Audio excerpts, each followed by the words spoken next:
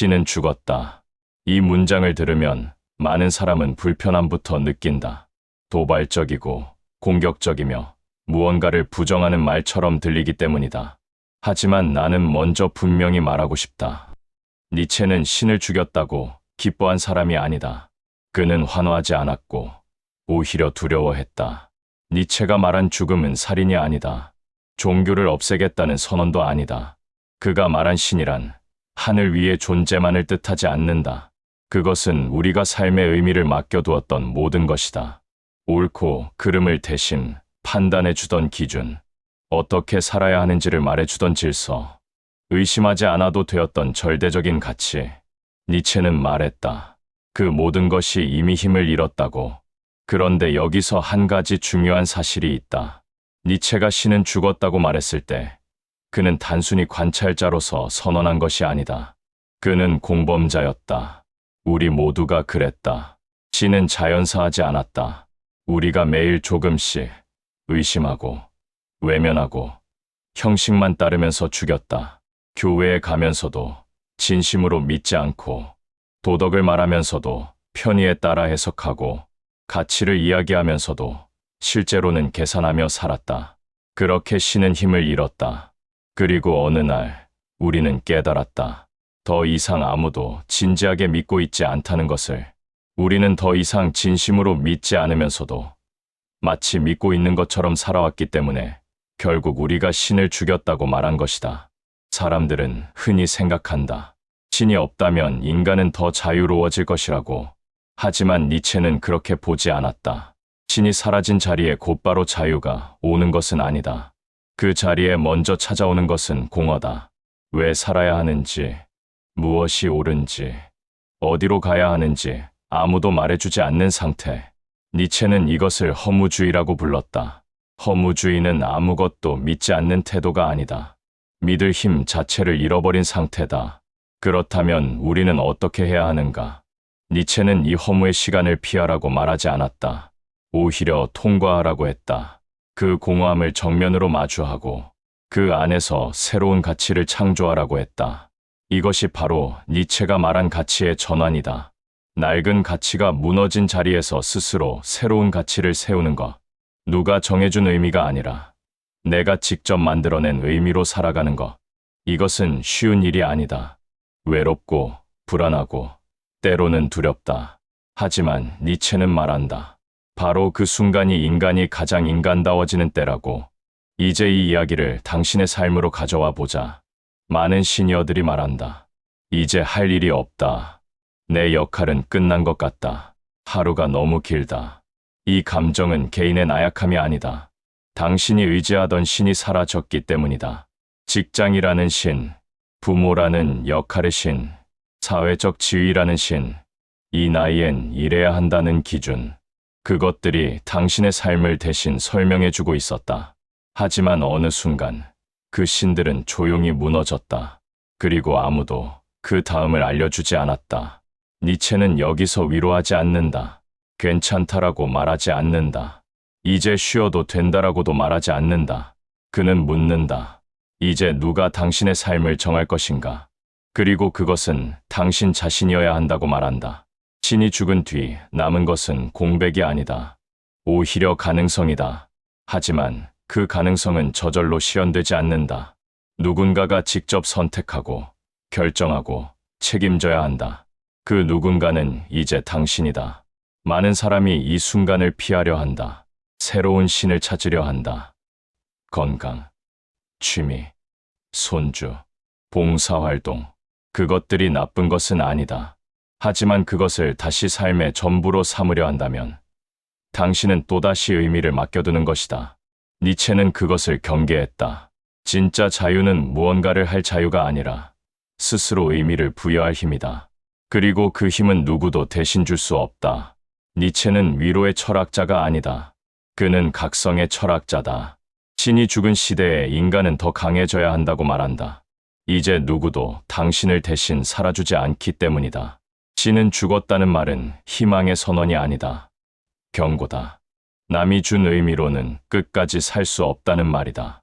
그리고 그 의미는 외부에서 주어지지 않는다. 책에서도 나오지 않는다. 타인의 조언에서도 나오지 않는다. 과거의 성공에서도 나오지 않는다. 오직 당신 자신의 선택과 결단에서만 나온다. 이것이 니체가 말한 힘의 의지다. 삶을 밀어붙이는 힘, 아무도 응원하지 않아도 스스로를 긍정하는 힘. 그 힘은 누가 줄 수 없. 스스로 만들어내야 한다. 이제 인간은 스스로 의미를 만들어야 한다는 선언이다. 이것은 자유가 아니라 책임이다. 니체라면 이렇게 말했을 것이다. 노년은 쉬는 시간이 아니라 시험의 시간이라고. 누가 시키지 않아도 하루를 살아낼 수 있는가? 보상이 없어도 무언가를 선택할 수 있는가? 박수 없이도 자기 삶을 긍정할 수 있는가? 노년은 이 질문을 피할 수 없다. 그래서 허무가 찾아온다. 니체가 말한 초인은 특별한 사람이 아니다. 젊고 강한 사람도 아니다. 의미가 사라진 뒤에도 그래도 살아가겠다고 말할 수 있는 인간. 그것이 니체가 말한 인간이다. 당신이 지금 느끼는 허무는 실패가 아니다. 오히려 정직함의 증거다. 거짓된 의미로 하루를 채우지 않았다는 뜻이다. 니체는 이 상태를 위대한 정오라고 불렀다. 그림자가 가장 짧아지는 순간, 모든 것이 가장 명료하게 드러나는 시간. 허무는 끝이 아니라 시작이다. 진짜 의미를 만들어낼 수 있는 출발점이다. 하지만 많은 사람이 이 순간을 견디지 못한다. 다시 바빠지려 하고, 다시 누군가에게 필요한 사람이 되려 하고, 다시 의미를 빌려오려 한다. 니체는 그것을 도피라고 보았다. 진정한 용기는 이 공백을 견디는 것이다. 아무것도 확실하지 않은 순간을 통과하는 것이다. 그 과정에서 비로소 당신만의 의미가 만들어진다. 누가 준 것이 아니라 당신이 만든 의미. 그것만이 끝까지 당신을 지탱할 수 있다. 그래서 나는 해답을 주지 않겠다. 니체도 그러했다. 대신 질문만 남기겠다. 신이 죽은 시대에 당신은 무엇을 기준으로 살 것인가? 아무도 보지 않아도, 아무도 칭찬하지 않아도, 그래도 계속할 무언가가 있는가? 니체는 말한다. 신은 죽었다. 그리고 이제 인간이 시험대에 올랐다고. 이 질문은 젊은이보다 노인에게 더 가혹하다. 그래서 마지막으로 묻겠다. 그래도 당신은 다시 살 것인가? 이것은 니체가 던진 가장 무거운 질문이다. 그리고 이 질문에 답할 수 있는 사람만이 진정으로 자유로운 사람이다. 신이 죽은 자리에서 스스로 의미를 만들어낼 수 있는 사람. 니체는 이것을 영원회귀라는 개념으로 표현했다. 만약 당신의 삶이 똑같이 반복된다면 당신은 그것을 견딜 수 있는가? 후회 없이 다시 살 수 있는가? 이 질문은 단순한 가정이 아니다. 그것은 당신이 지금 이 순간을 얼마나 긍정하고 있는지를 드러내는 시험이다. 많은 노인이 과거를 후회하며 산다. 그때 이렇게 했더라면, 그 선택만 안 했더라면. 하지만 니체는 말한다. 후회는 삶을 부정하는 것이라고. 진정한 긍정은 모든 것을 받아들이는 것이다. 고통도, 실패도, 후회도 포함해서. 그래도 다시 살겠다고 말할 수 있을 때 비로소 당신은 자유로워진다. 신이 없는 세계에서 의미를 찾는다는 것은 바로 이런 긍정의 태도에서 시작된다. 노년의 허무는 이제 선택의 문제가 된다. 당신은 그 허무 속에 머물 것인가? 아니면 그 허무를 통과해 새로운 의미를 만들어낼 것인가? 니체는 답을 주지 않는다. 하지만 그는 당신에게 힘이 있다고 믿었다. 스스로 일어설 수 있는 힘. 아무도 인정하지 않아도 자신을 긍정할 수 있는 힘. 그 힘이 바로 인간의 존엄이다. 신은 죽었지만 당신은 살아있다. 그리고 그것만으로도 충분히 의미 있는 일이다. 하지만 여기서 한 가지 더 말해야 할 것이 있다. 니체가 말한 허무는 단지 개인의 문제가 아니다. 그것은 시대 전체의 문제이기도 하다. 우리는 지금 가치가 무너진 시대를 살고 있다. 무엇이 옳은지, 무엇이 중요한지 아무도 확신하지 못한다. 모두가 각자의 방식으로 살아가지만 그 어느 것도 절대적이지 않다.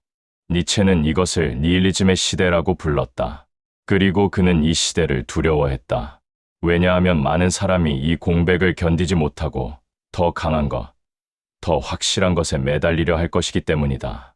맹목적인 이념, 광신, 집단의 목소리. 니체는 이것을 마지막 인간이라고 불렀다. 스스로 생각하지 않고 안전만을 추구하며 불편함을 회피하는 인간. 그들은 자유를 포기하고 책임을 회피하며 누군가가 정해준 대로 살아간다. 니체가 가장 경계한 것은 바로 이런 모습이었다. 노년에 찾아오는 허무도 마찬가지다. 그것을 회피하려는 순간 당신은 마지막 인간이 된다. 다시 바빠지고, 다시 의미를 빌려오고, 다시 누군가의 기준에 맞춰 살아간다. 하지만 그것은 진정한 삶이 아니다. 니체가 원한 것은 이것이 아니었다. 그는 인간이 스스로 의미를 만들어내길 원했다. 누구도 대신해줄 수 없는 오직 자기 자신만의 의미를. 그래서 나는 다시 묻는다. 당신은 지금 무엇을 선택할 것인가? 허물을 회피할 것인가? 아니면 통과할 것인가? 이 질문에 대한 답은 아무도 대신해줄 수 없다. 오직 당신만이 할 수 있다. 그리고 그 선택이 당신의 삶을 결정한다. 신은 죽었다. 하지만 인간은 여전히 살아있다. 그리고 그것만으로도 충분히 위대한 일이다. 니체의 철학은 결국 한 가지로 귀결된다. 용기의 철학이다.